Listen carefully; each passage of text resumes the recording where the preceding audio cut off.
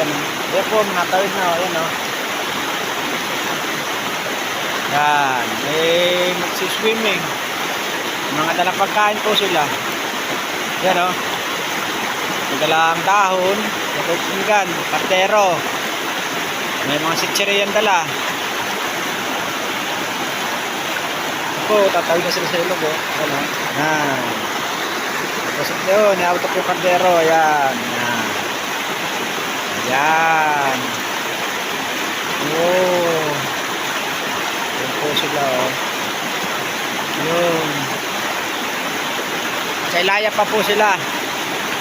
Ng ilog. Sigurado po, mas maganda pa dun. Pumunta. Pagka may pagkakataon po, maaga pa.